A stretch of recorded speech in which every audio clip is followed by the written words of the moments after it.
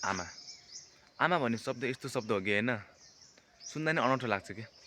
आमा दिल छुने शब्द हो आमा भनेको। तर भाग्यवश नराम्रो भएर कुनैसँग आमा नहुनु सक्छ।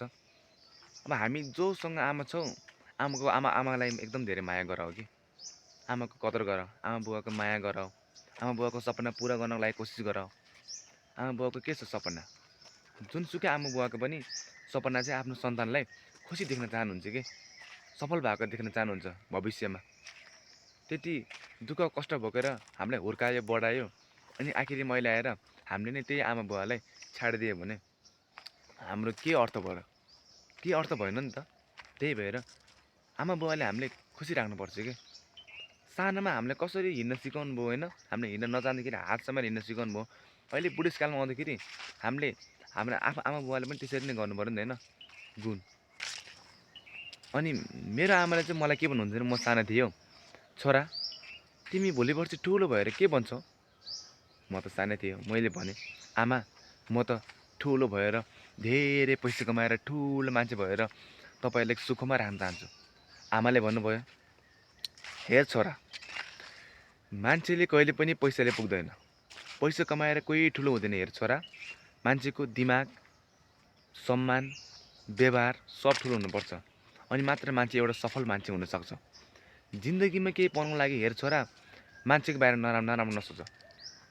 यदि तिमी जीवनमा सफल व्यक्ति बन्न चाहन्छौ भने अरूको बारेमा नराम्रो नसोच, सबैलाई समेटी अगाडि बढ्न खोज के। हेर छोरा भन्नुहुन्थ्यो कि मलाई, जीवनमा सफल हुनु छ भने तिमी नराम्रो काम नलाग, असल काम असल कर्म गरेर हिँड भन्नुहुन्थ्यो मलाई आमाले।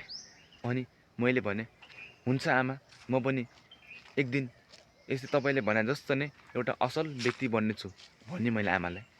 आमाले भन्नुभयो, हेर छोरा, तँ त अहिले सानै छस्, ठुलो भएपछि त अलि तेरो पनि दिमाग बुद्धि पलाउँछन् होइन छोरा, ठुलो भएपछि चाहिँ कुनै पनि मान्छेलाई नराम्रो नभन भन्नुहुन्थ्यो कि।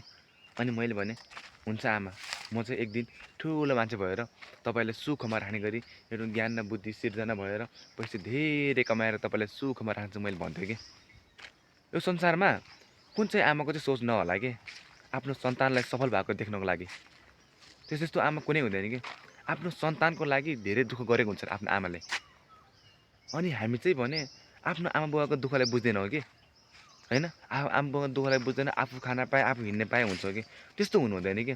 आफ्नो आमा बुवाको के छ उद्देश्य होइन, आफ्नो छोरालाई सुखमा राख्ने उद्देश्य छ नि त होइन। अनि हामीले पनि आफ्नो आमा बुवाको दुःखलाई बुझ्नु पऱ्यो नि त। आफ्नो आमा बुवालाई हामीले राम्रो होइन, राम्रो बानी व्यवहार गर्नु पऱ्यो होइन, राम्रो गर्नु। अनि त्यही भएर हामीले आफ्नो सफलताको लागि अहिले यो तपाईँहरूले जे पनि समय वेस्ट गर्नु भइरहेछ नि, त्यस्तो नगर्नु के। बरु आफ्नो लक्ष्यको लागि केही मेहनत गर्नु के होइन। जुनसुकै आमा बुवामा त्यही सोच हुन्छ कि, मेरो छोरा त सफल हुन देख्न पाओस्, मेरो छोरी सफल हुन देख्न पाओस् हुन्छ कि, जुनसुकै आमाको सोच। तर आमाले भन्न सक्दैन कि। त्यही भएर हामीहरू त्यस्तो नगर्नु कि, दुःख गर्नुहोस्, मेहनत गर्नुहोस्, अघि बढ्नुहोस्। म पनि अहिले सङ्घर्षमा लागिरहेको छु, मेरो आमा बुवालाई म खुसी राख्न चाहन्छु कि। त्यही भएर म दुःख गरिरहेको छु। एक दिन अवश्य मेरो सपना पुरा हुन्छ कि, यति म चाहन्छु।